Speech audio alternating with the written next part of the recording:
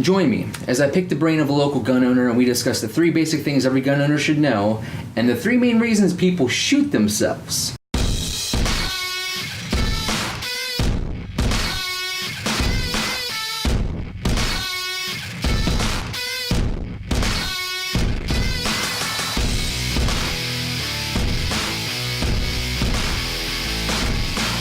Hey, my name is Devin and welcome back to Gun 101.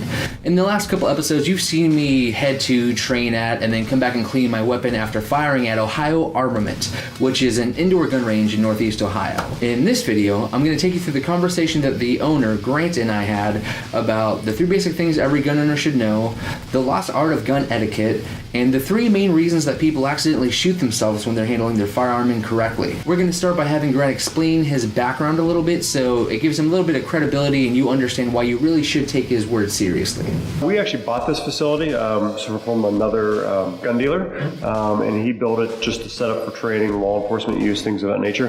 And then we purchased the facility and have kind of grown it on the CCW side, on the training side, and just enthusiast side, encouraging people to come out and shoot and exercise their rights to fire their gun.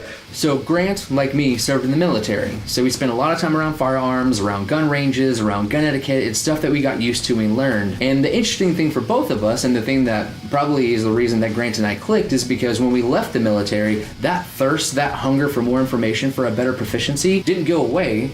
In fact, it did quite the opposite. And I got hooked, and I liked learning what I didn't know. So that tied into the range and allowed us to do all kinds of different classes of training here, as far as armorers classes, as far as first steps. We do a lot of women-based classes, so getting women interested in shooting.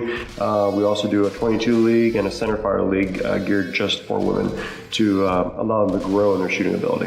What? Women can shoot? And they can vote? Well, good, and they should often. They should train as often as possible. And that makes me love what Grant is doing at his facility, Ohio Armament, even more, because that means he gets it too. Weapons and firearm training and gun safety as a hobby, I mean, that is an ageless, that is a genderless, that is a raceless hobby that literally anybody can get into.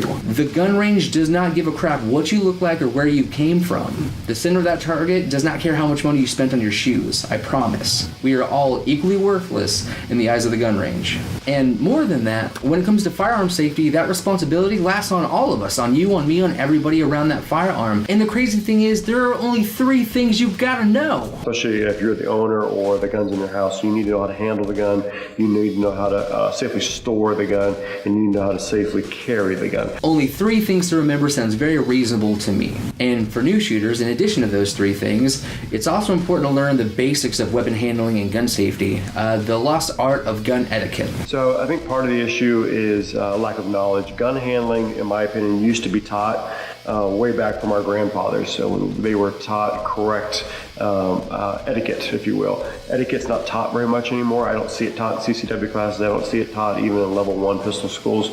The first thing I do with new shooters is teach them proper gun handling, meaning what steps the gun should be loaded or unloaded in that aspect and how it should be handled, and everything from muzzle discipline to trigger discipline to everything. So a lot of that's not taught, and so I spent almost half an hour with new shooters just discussing basic gun handling and the ability to pass a gun from one person to the next. Gun etiquette is important because the more proficient you are with just handling your weapon safely, the less likely you'll be prone to an accident. That responsibility solely rests on you.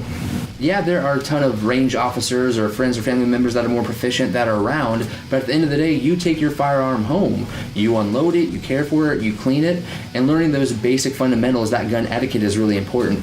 Because unfortunately, people typically shoot themselves in just 3 basic ways. So most people accidentally shoot themselves in 1 of 3 ways: drawing from a holster, reholstering, or cleaning their firearm. So we go through all the steps on how to avoid that and to make the gun much safer. I know that's a lot of information so far, and Grant and I do continue talking on for quite a while about a lot of awesome information, but to keep these short and easy to consume, I'm going to cut this now, and then we'll add more to that conversation next week. Thank you for watching, and if you haven't, don't forget to subscribe to our channel and click that notification bell so you know exactly when I upload a new video every week.